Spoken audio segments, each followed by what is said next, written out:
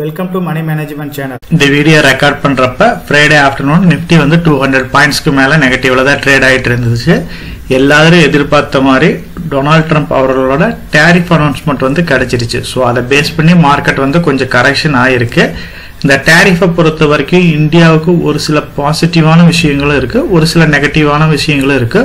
ஒரு சில செக்டர்ஸ் வந்து நல்ல பெனிஃபிட் ஆக போகுது. பர்டிகுலரா பாத்தீங்க அப்படின்னா பார்மசூட்டிக்கல் இண்டஸ்ட்ரி வந்து கொஞ்சம் நல்ல பெனிஃபிட் ஆகிறதுக்கு வாய்ப்பு இருக்கு. அதே மாதிரி டெக்ஸ்டைலும் பாத்தீங்க அப்படின்னா அதர் கண்ட்ரியை கம்பேர் பண்றப்ப டாக்ஸ் நமக்கு கம்மியா இருக்கிறதுனால நம்ம இண்டஸ்ட்ரி வந்து குரோ ஆகிறதுக்கு பாசிபிலிட்டிஸ் இருக்கு.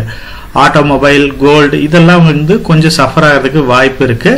அதர் கண்ட்ரி ஏசியன் கண்ட்ரியை கம்பேர் பண்றப்ப இந்தியாவுக்கு தான் வந்து ரெசிப்ரோக்கல் டாக்ஸ் வந்து கொஞ்சம் கம்மியா இருக்கு. மற்ற வகையில இந்த ஏப்ரல் மந்த்ல ஒரு சில இம்பார்ட்டன்டான ஈவெண்ட்ஸ் எல்லாமே இருக்கு. ஏப்ரல் 4th அன்னைக்கு அன்எம்ப்ளாய்மெண்ட் டேட்டா கிடைக்க போகுது. அதே மாதிரி 7 to 9 வந்து ஆர்பிஐ பாலிசி இருக்க போகுது. இதுல வந்து ரேட் கட் வர்றதுக்கு வாய்ப்பு இருக்கு அப்படின்ற மாதிரி நிறைய ப்ரெடிக்ஷன்ஸ் கொடுத்துட்டு இருக்காங்க. அப்படி ஒரு ரேட் கட் வருது அப்படின்னா நம்மளோட எக்கனாமியை வந்து பூஸ்ட் அப் பண்றதுக்கு இது எல்லா வகையிலையும் சப்போர்ட்டா இருக்கும். ஏப்ரல் 10th அன்னைக்கு இன்ஃபிளேஷன் டேட்டா கிடைக்க போகுது. ஆஃப்டர் 10th அப்புறம் பாத்தீங்க அப்படின்னா கண்டினியூஸா கம்பெனியோட ரிசல்ட்ஸ் எல்லாமே வரப்போகுது. ஸோ அதை பேஸ் பண்ணி மார்க்கெட் வந்து கண்டிப்பா ரியாக்ட் பண்ணும். இப்போ ஏப்ரல் மந்தை பொறுத்த வரைக்கும் இந்த மாதிரி நம்பர் ஆஃப் ஈவெண்ட்ஸ் வந்து இருக்குது. ஸோ இதை பேஸ் பண்ணி நல்ல மார்க்கெட்ல பிளக்சுவேஷன் வர்றதுக்கும் பாசிபிலிட்டிஸ் வந்து கொஞ்சம் ஜாஸ்தியா தான் இருக்குது. மார்க்கெட்டை பொறுத்த வரைக்கும் பாத்தீங்க அப்படின்னா பார்மசூட்டிக்கல் இண்டஸ்ட்ரீஸ்க்கு வந்து யூஎஸோட டாரிஃப் அனௌன்ஸ்மெண்ட் கொஞ்சம் பாசிட்டிவா இருந்ததுனால பார்மா கம்பெனிஸ் எல்லாமே கொஞ்சம் நல்லா பர்ஃபார்ம் பண்ணிட்டு தான் இருக்கு.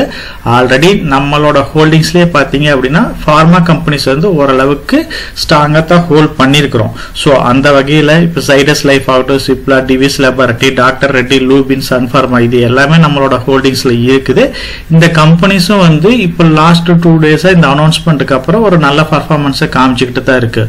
ஒரு சில செக்டர்ஸ் வந்து ஹெவியா ஃபால் ஆகுது. அந்த வகையில பாத்தீங்க அப்படின்னா ஆட்டோ செக்டருக்கு அப்புறம் பாத்தீங்க அப்படின்னா ஐடி செக்டர் கம்பெனிஸ் வந்து கொஞ்சம் நல்ல கரெக்ஷனை பார்த்துட்டு தான் இருக்குது. இப்ப டெக்ஸ்டைல் மேபி கொஞ்சம் பாசிட்டிவா வர்றதுக்கு வாய்ப்பு இருக்கு. டெக்ஸ்டைல பொறுத்த வரைக்கும் நம்ம அந்த அளவுக்கு பெரிய லெவல்ல கம்பெனிஸ் வந்து எதுவும் ஹோல்ட் பண்ணல. ஆட்டோ இண்டஸ்ட்ரியை பொறுத்த வரைக்கும் இன்னும் அதுக்கு ஹெவியான பிரஷர் இருக்குதுனால இப்போதைக்கு அதுல இருந்து டெம்பரவரியா விலகி இருக்கிறது நல்லது.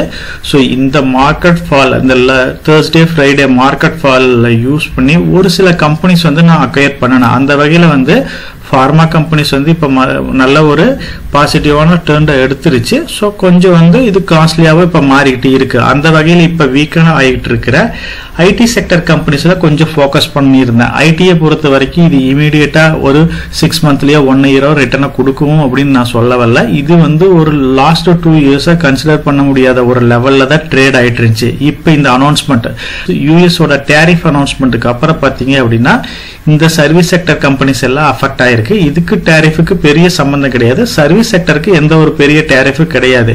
யூஎஸ்ல இந்த டாரிஃப் அனௌன்ஸ்மெண்டால அவங்களோட growthக்கு குறையும், ரெசிஷன் வர்றதுக்கு வாய்ப்பு இருக்கு. அதனால அந்த கம்பெனிஸ் வந்து சர்வீஸ் ப்ரொவைடர்ஸ் வந்து கொஞ்சம் கட் பண்றதுக்கு வாய்ப்பு இருக்குன்ற வகையில இப்ப சர்வீஸ் செக்டரா இருக்கிற TCS, HCL, Infosys, Wipro company எல்லாமே கொஞ்சம் கரெக்ஷனை பார்த்துட்டு இருக்கு. ஸோ இந்த கம்பெனிஸ் எல்லாமே இப்போ டிசிஎஸ்ல பார்த்தீங்க அப்படின்னா நியர்லி 52 week லோவுக்கு பக்கமாக வந்திருக்கு. அதே மாதிரி அதர் கம்பெனிஸும் வந்து நல்லா கரெக்ட் ஆயிருக்கு. நீங்கள் இந்த கம்பெனிஸை வந்து ஸ்டெப் பை ஸ்டெப்பாக அக்குமுலேட் பண்ணலாம். நீங்கள் இமீடியட்டாக இதை கன்சிடர் பண்ணணும்னு அவசியம் இல்லை. உண்மையுமே இந்த கம்பெனிஸ் வந்து நல்ல ஒரு கரெக்ஷனை பார்க்கறதுக்கு கூட வாய்ப்பு இருக்கு. அந்த வகையில் ஆல்ரெடி என்னோட ஹோல்டிங்ஸில் இருக்கிற டிசிஎஸ், HCL, இன்ஃபோசிஸ், விப்ரோ வந்து இப்போ கொஞ்சம் அக்வயர் பண்ண. நீங்கள் இன்னும் ஒரு 2 yearsக்கு மேலே இந்த கம்பெனிஸ்ல எல்லாம் நீங்கள் ஹோல்டிங்ஸ் வெயிட் பண்றீங்க அப்படின்னா டெஃபினட்டா வந்து நீங்க ஸ்டெப் பை ஸ்டெப் இந்த கம்பெனிஸ் எல்லாமே ஃபோக்கஸ் பண்ணலாம். மற்ற வகையில பாத்தீங்க அப்படின்னா அதானி போர்ட் ஆகட்டும், ரிலையன்ஸ் இண்டஸ்ட்ரீஸ் இது ரெண்டு பெரிய அளவுக்கு வந்து பாதிப்பு வர்றதுக்கு கம்மி தான். ஏன்னா ஆயில் செக்டரை பொறுத்த வரைக்கும் இப்ப பெரிய ஒரு இம்பாக்ட கிரியேட் பண்ணல. அதானி போர்ட்டை பொறுத்த வரைக்கும் பாத்தீங்க அப்படின்னா இந்த டாரிஃபுக்கு அவங்களுக்கு பெரிய சம்பந்தம் இல்லாம தான் இருக்கு. ஸோ அதானி குரூப், ரிலையன்ஸ் குரூப்பும் பாத்தீங்க அப்படின்னா இந்தியால ஒரு தவிர்க்க முடியாத குரூப்பா இருக்கு. அதானியை பொறுத்த வரைக்கும் அதானி போர்ட் வந்து நான் ஸ்டார்டிங்ல கன்சிடர் பண்ணியிருந்தேன்.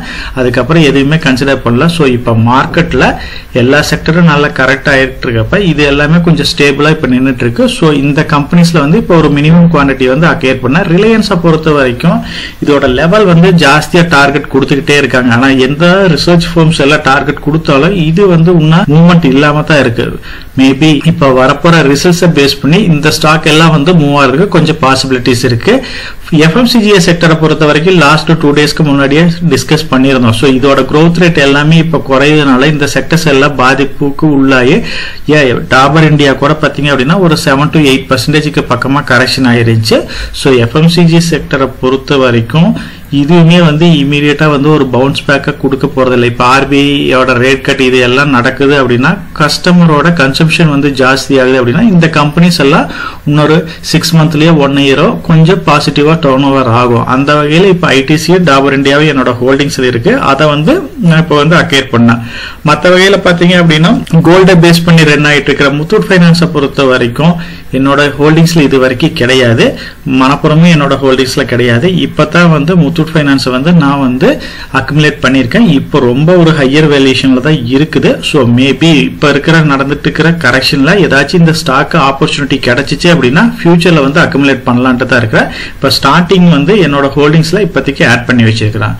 நம்ம மார்க்கெட்டை பொறுத்த வரைக்கும் டெக் மகேந்திரா, இன்ஃபோசிஸ், விப்ரோ இந்த ஐடி கம்பெனிஸ் எல்லாம் வந்து லாஸ்ட் 2 டேஸா வந்து கண்டினியூஸா ஃபால் ஆகிட்டே தான் இருக்கு. இன்னும் மார்க்கெட்ல வந்து கம்மியான பிரைஸுக்கு போறதுக்கு வாய்ப்பு இருக்கு. இந்த கம்பெனிஸ் எல்லாம் உங்களோட வாட்ச் லிஸ்ட்ல வச்சுக்கோங்க. பிலோ 52 வீக் லோவையோ இல்ல அட்ராக்டிவான பிஇலையோ இந்த கம்பெனிஸ் ட்ரேட் ஆகுது அப்படின்னா லாங் டேர்ம் பாயிண்ட் ஆஃப் வியூல இந்த கம்பெனி எல்லாமே வந்து ஃபோக்கஸ் பண்ணலாம். இந்த டேரிஃப் அனௌன்ஸ்மெண்ட் டைரக்டா இதை அஃபெக்ட் பண்ணலினாலும் இன்டைரக்டா இந்த கம்பெனிஸ் எல்லாமே வந்து அஃபெக்ட் பண்ணுது. இந்த கம்பெனிஸை பொறுத்த வரைக்கும் நம்ம எப்பயுமே மார்க்கெட் லீடரா இருக்கிற கம்பெனிஸ்னு பாத்தீங்க அப்படின்னா LTI, Mindtree, TCS, HCL, Tech Mahindra, Infosys, Wipro இதுல இருக்கு. ஸோ இது எல்லாமே ஃபண்டமெண்டலா ஸ்ட்ராங்கான கம்பெனி தான். இந்த கம்பெனி எல்லாமே நீங்க கம்பேர் பண்ணி பார்த்துட்டு எது ஒரு ஃபியூச்சர் growth நல்லா இருக்கோ இந்த கம்பேரிசன்ல அதுல நீங்க ஃபோக்கஸ் பண்றது பெட்டரா இருக்கும். FMCG செக்டரை பொறுத்த வரைக்கும் நம்ம டிஸ்கஸ் பண்ண மாதிரி இதெல்லாம் வந்து ஒரு டிஃபென்சிவ் செக்டர்ஸ்னு சொல்லுவோம். லாஸ்ட் 1 இயரா வந்து பெரிய பர்ஃபார்மன்ஸ் இல்லாம தான் இருக்கு. பர்டிகுலரா நெஸ்லே, HUL எல்லாம் 52 வீக் லோவுக்கு பக்கமா தான் ட்ரேட் ஆயிட்டு இருக்கு. டாடா கன்சியூமரோட டார்கெட்டை மட்டும் இப்ப ரீசெண்டா ரைஸ் பண்ணதுனால ஒரு 10% பக்கமா பாசிட்டிவா மூவ் ஆயிருக்கு. பிரிட்டானியா, டாபர் இந்தியா இது எல்லாமே வந்து இப்ப ரேட் வந்து குறைஞ்சிக்கிட்டு தான் இருக்கு. ITCயை பொறுத்த வரைக்கும் அதுவுமே 410 லெவல்ல தான் ட்ரேட் ஆயிட்டு இருக்கு.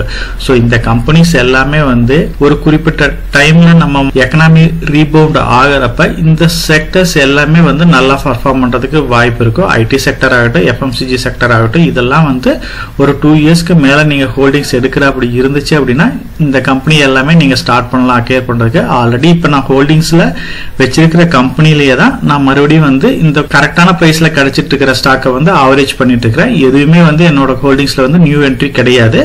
மற்ற வகையில ரிலையன்ஸும் அதானியும் குரூப்ஸும் வந்து நம்மளோட மார்க்கெட்ல தவிர்க்க முடியாத ஸ்டாக்கா தான் இருக்கு. அதானியை பொறுத்த வரைக்கும் நம்பர் ஆஃப் குரூப்ஸ் இருந்தாலும் அதானி போர்ட் வந்து ஒரு நல்ல ஸ்ட்ராங்கான கம்பெனி தான்.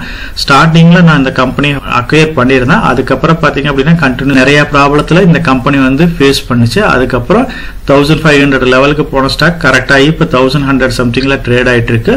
இது வந்து நான் ஒரு நல்ல பிரைஸ்ல ஸ்டார்டிங்லயே வாங்கினதுனால ஒரு நல்ல ரிட்டர்ன் கொடுத்துச்சு. இப்ப வந்து மினிமமா இது அக்வயர் பண்ணிருக்கிறோம். இதுக்கு இந்த கம்பெனியை பொறுத்த வரைக்கும் இந்த டேரிஃப் ப்ராப்ளம் எதுவும் பெருசா கிடையாது.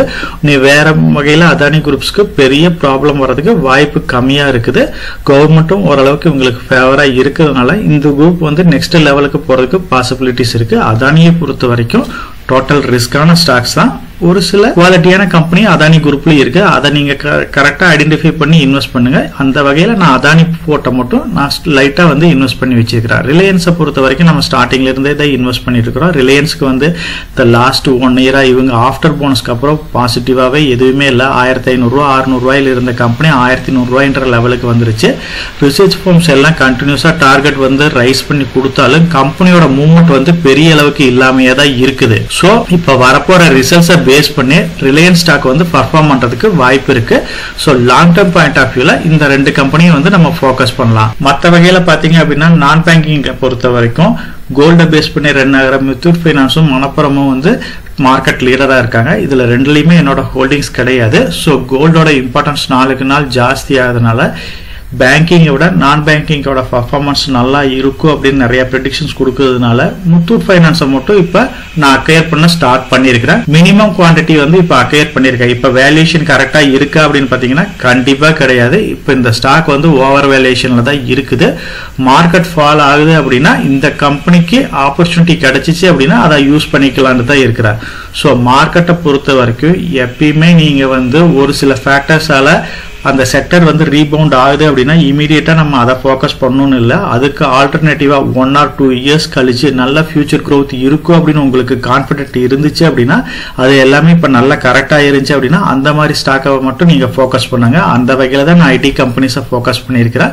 ஃபண்டமெண்டலா ஸ்ட்ராங்கான கம்பெனிஸ், ஃபியூச்சர் growth இருக்கிற கம்பெனிஸ்ன்ற வகையில பாத்தீங்க அப்படின்னா எஃப்எம்சிஜி செக்டரையும் நீங்க ஃபோக்கஸ் பண்ணியிருக்கிறேன். ஸோ ப்ரொமோட்டர் வைஸ் பாத்தீங்க அப்படின்னா ஒரு சில கம்பெனிஸ் வந்து நம்மளோட ஹோல்டிங்ஸ்ல இருக்கணும். அந்த வகையில ரிலையன்ஸும் அதானி போர்சி வந்து கொஞ்சம் அக்ரெசிவ் ஸ்டாக்கா இருக்கிறதுனால என்னோட ஹோல்டிங்ஸ்ல வச்சிருக்கிறேன். ஸோ ஒரு காம்போவா நம்மளோட போர்ட்போலியோவை கிரியேட் பண்ணி வச்சிருந்தோம் அப்படின்னா மார்க்கெட் ரெக்கவர் ஆகிறப்ப நல்ல ஒரு ரிட்டர்ன் கொடுக்கறதுக்கு பாசிபிலிட்டிஸ் இருக்கு. நம்ம சேனல் மெம்பர் கம்யூனிட்டியில போர்ட்போலியோ அப்டேட், அதாவது என்னோட போர்ட்போலியோல என்ன ஸ்டாக் பை பண்றேன், என்ன ஸ்டாக் செல் பண்றேன், என்னென்ன சேஞ்சஸ் பண்ணிட்டு இருக்கேன், இதை பத்தி இன்ஃபர்மேஷன்ஸ் வந்து ஷேர் பண்ணிட்டு இருக்கேன். டெய்லி மார்க்கெட் அப்டேட் வந்து முடிஞ்ச வரைக்கும் போஸ்ட் பண்ணிட்டு இருக்கேன். கார்பரேட்ல என்னென்ன ஈவென்ட் இருக்கு, நம்மளோட இந்திய எக்கனாமியை பத்தி ஒரு சில யூஸ்ஃபுல்லான இன்ஃபர்மேஷன்ஸ் எல்லாமே ஷேர் பண்ணிட்டு இருக்கோம். மெம்பர் கம்யூனிட்டியில ஜாயின் பண்ணி இதை ரெகுலரா ஃபாலோ பண்ணீங்க அப்படின்னா உங்களுக்கு நாலேஜ் இம்ப்ரூவ் ஆகிறது மட்டும் இல்லாம உங்களோட போர்ட்போலியோவை ஹெல்த்தியா பில்ட் பண்றதுக்கு எல்லா வகையிலையும் சப்போர்ட்டிவா இருக்கும். இப்ப டிஸ்கஸ் பண்ண இன்ஃபர்மேஷன் எல்லாம் உங்களுக்கு யூஸ்ஃபுல்லா இருக்கும்னு நினைக்கிறேன். இந்த வீடியோ உங்களுக்கு யூஸ்ஃபுல்லா இருந்துச்சு அப்படின்னா நம்ம சேனலை வந்து சப்ஸ்கிரைப் பண்ணுங்க, நம்ம வீடியோவை லைக் பண்ணுங்க, ஷேர் பண்ணுங்க. கமெண்ட் செக்ஷன் ஓப்பன்ல தான் இருக்கு. சோ இந்த வீடியோ பத்தி உங்களோட ஒப்பீனியன் என்ன, இதுல என்னென்ன டவுட்ஸ் இருக்கு அப்படின்னு நீங்க கமெண்ட் செக்ஷன்ல போஸ்ட் பண்ணீங்க அப்படின்னா உங்களுக்கு மட்டும் இல்லாம நம்ம வியூவர்ஸ் எல்லாத்துக்குமே நல்ல ஒரு சப்போர்ட்டிவா இருக்கும். நான் ஒரு செபி ரிஜிஸ்டர்ட் அட்வைசர் கிடையாதுங்க. நம்ம சேனலில் போடுற வீடியோக்கள் எல்லாமே வந்து பார்த்தீங்கன்னா எஜுகேஷனல் ஆர் இன்ஃபர்மேஷன் பர்பஸ்க்கோசரம் போஸ்ட் பண்ணுற வீடியோக்கள் தாங்க. இன்வெஸ்ட்மெண்ட்னா கண்டிப்பாக ரிஸ்க் இருக்கும். அதனால நீங்கள் உங்கள் ஃபினான்ஷியல் அட்வைசர்கிட்ட டிஸ்கஸ் பண்ணியோ இல்லை நீங்களா ஓன் டிசிஷன் எடுத்தோ இன்வெஸ்ட் பண்ணுங்கள்.